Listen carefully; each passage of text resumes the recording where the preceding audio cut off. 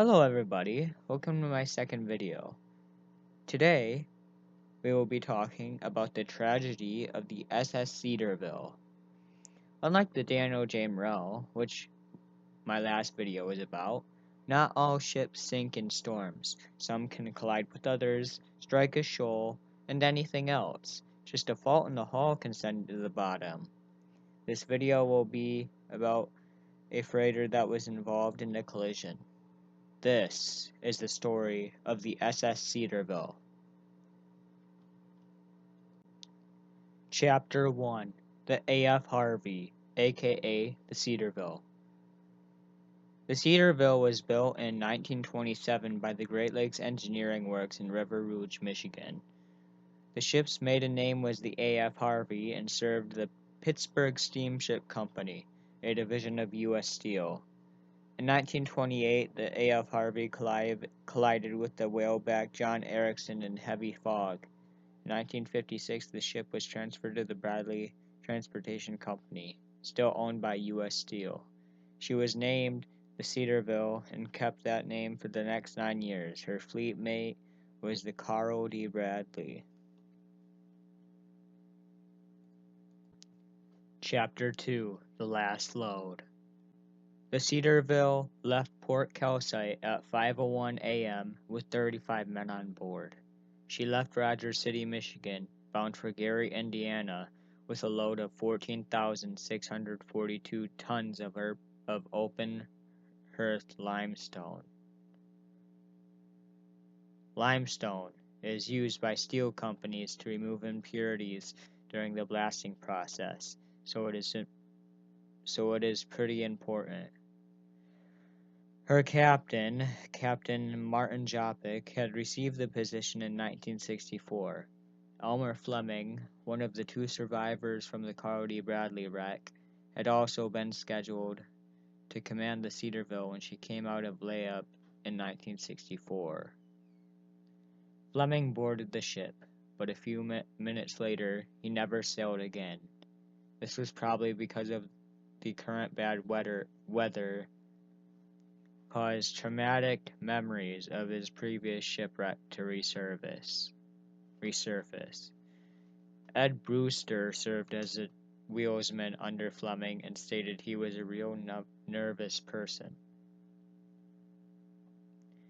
In the morning hours of May 7, 1965, third mate Charles Cook left the W.F. White to join the Cedarville and her crew. Since he had more experience, current third mate Len Gabriciak was demoted to wheelsman. Current wheelsman Ed Brewster was demoted to watchman. After the Cedarville left port, they entered dense fog, and as the mighty ship continued on her course, the dense fog grew more dense. Due to these conditions, the captains were basically sailing blind. Two ships had already grounded near the Sioux Locks, and the SS J.E. Upson crashed into the Gray's Reef lighthouse. Captain Jopich heard about this, yet he continued a speed of about 12.3 miles per hour, heading for the Straits of Mackinac. If Captain Jopich wasn't careful, he was risking sending his ship with all hands on board down to the bottom of Lake Huron. The Cedarville made contact with the Benton Ford through radio and whistle blasts.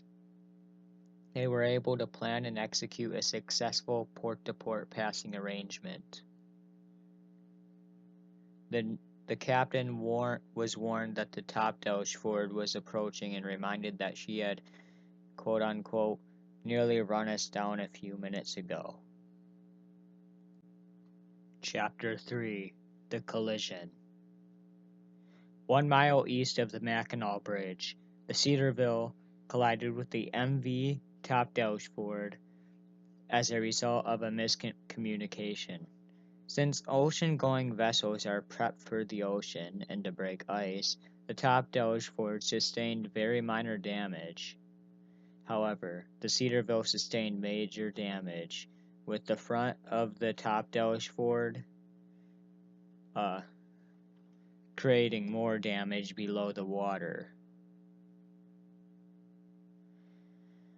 The Cedarville started taking on water immediately. The captain of the Cedarville was intended for his vessel to cross the bow of the topgallant. His message was not received by the topgallant. Chapter 4: The Sinking. Within minutes, a list to port side had developed. In the engine room, Chief Engineer F. Donald Lamp and his assistant began pumping out water. The captain started an attempt to beach the Cedarville. However, it was far too late, and at 10:25 a.m. the Cedarville rode to her starboard side and sank. She had only traveled 2.3 miles from the site of the collision, a full 2 miles from when they intended to beach her. 10 of the 35 crew members died. The ones that did survive were picked up by German freighter M.V. Weissenberg and subsequently transferred to the United States Coast Guard cutter Mackinac. It was found from a U.S. Coast Guard inquiry into the incident that found the captain of the Cedarville at fault. He was charged with 4 counts of faulty seamanship. He initially pleaded innocent, but in August of 1965, he changed his plea to guilty. His license was suspended for a year as a result of the inquiry. The wreck of the Cedarville lies in the Straits of Mackinac Shipwreck Preserve and around 110 feet deep waters. The highest point of the hull is only 35 feet high though. This video is dedicated to the 10 people who lost their lives on the wreck of the Cedarville.